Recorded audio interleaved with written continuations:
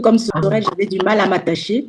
Je bloquais même quand les gens venaient trop. Ben, à un moment, je bloque parce que j'ai pas envie que les gens s'attachent à moi parce que je dis, ben, dès que je vais m'attacher, ils vont te lâcher. ils vont me lâcher, ils vont m'abandonner. Ouais, c'est ça, hein. Et tu vois, euh, quelqu'un qui est blessé, un cœur blessé, interprète tout à travers la blessure.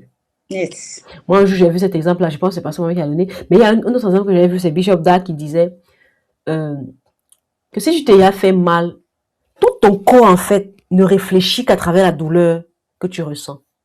Tout ton corps ne pense qu'à la douleur. En fait, tout ce que tu dis, tout ce que tu fais, quand tu es blessé quelque part, au pied, à la jambe, je sais pas, au bras, et que c'est une vraie blessure, et pas des petites égratignures. Si tu t'es, par exemple, fait une entorse, ou fait, tu t'es ouvert la jambe, généralement, tout ton être ne réfléchit qu'à travers. Ça veut dire que tout ce que tu dis, c'est parce que tu as un mal, quelque part.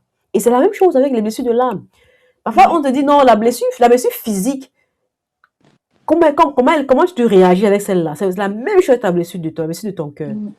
C'est-à-dire que il faut que tu t'étudies, en fait. J'aime beaucoup quand Pasteur Mohamed dit, pense à tes pensées. Pourquoi tu penses comme ça? Pense à ce que tu penses. Qu'est-ce qui fait que tu agis comme ça? Qu'est-ce qui fait que tu dis certaines choses? Et tu vois? Et donc, et tu vas voir que généralement, on n'est pas blessé par les personnes qui sont lointaines. Les lointains ne nous blessent pas. Les gens qui sont éloignés ne nous blessent pas. Ce sont ceux qui sont proches de nous. Ceux qu'on aime. C'est parce que je t'aime que tu as le pouvoir de me blesser.